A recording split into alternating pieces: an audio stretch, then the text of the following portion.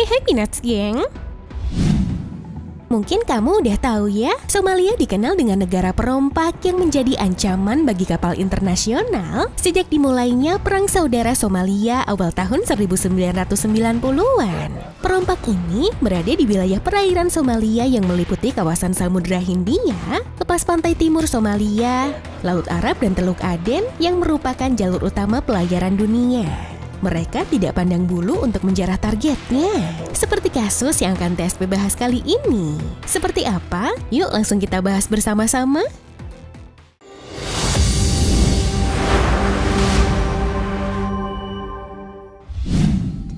Kisah pertama dari pasangan suami istri asal Inggris, Paul dan Rachel Chandler. Awalnya, pasangan yang sudah pensiun itu tengah menikmati liburan keliling dunia dengan kapal pesiar pribadi dari Tunbridge Welcome pada Oktober 2009. Ketika berada di perairan dekat Seychelles, Tanzania, sebelah timur daratan Afrika, siapa sangka niat baik mereka malah berujung petaka. Setelah kapal dibajak oleh kawanan perompak, keduanya terpaksa tinggal di tempat yang berbeda oleh para perompak Somalia. To at least open negotiations with these people about money so that perhaps our lives can be brought back. Mereka mengatakan mereka dipukuli ketika menolak untuk dipisahkan.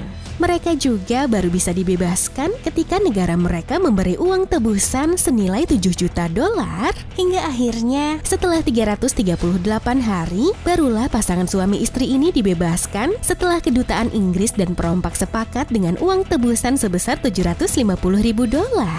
Ketika mereka dibebaskan, masih ada beberapa kapal dan tawanan dari beberapa negara yang masih belum tahu kapan bisa kembali ke negara asalnya.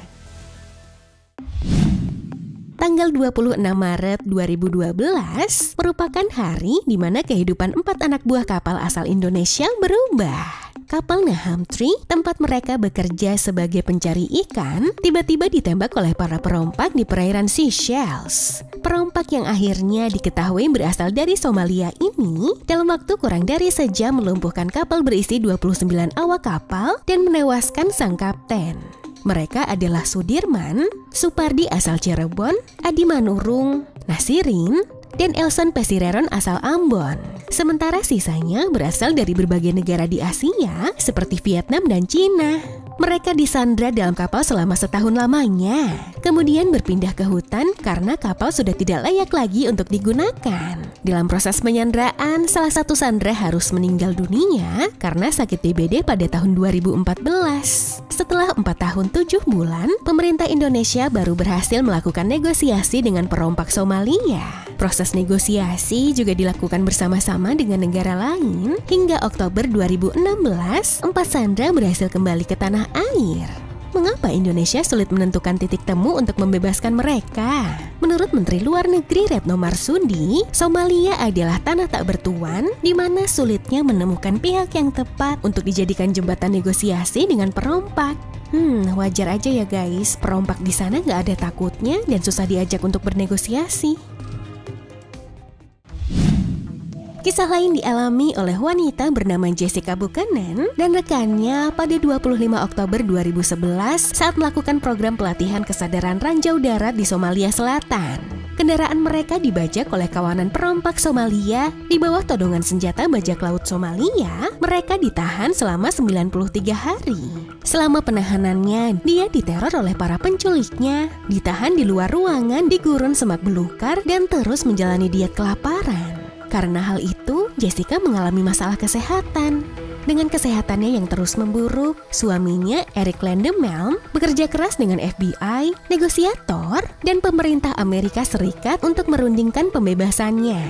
Akhirnya setelah negosiasi yang alot, Barack Obama yang saat itu menjadi presiden, memerintahkan 6 angkatan laut SEAL untuk mencoba penyelamatan. Pada tanggal 25 Januari 2012, anggota penyelamatan menyerang para penculik. Melalui pengalaman itu, Jessica mendedikasikan hidupnya untuk membantu orang-orang yang juga kesulitan sembuh dari trauma masa lalu. Dia mencatat kisah mengerikan yang ia alami dalam buku Impossible Odds, The Kidnapping of Jessica Buchanan and Her Dramatic Rescue by SEAL Team 6. Itulah dia beberapa kisah para tawanan yang berhasil bebas dari tangan perompak Somalia. Tentu aja, banyak korban yang masih jadi sandera dan mungkin aja keberadaan mereka sulit dilacak oleh negaranya masing-masing. Lalu, siapa yang salah dan siapa yang mampu menyelesaikan persoalan ini? Gimana menurut kalian? Yuk kita diskusi bersama-sama di kolom komentar. Terima kasih sudah menonton dan sampai jumpa di video selanjutnya.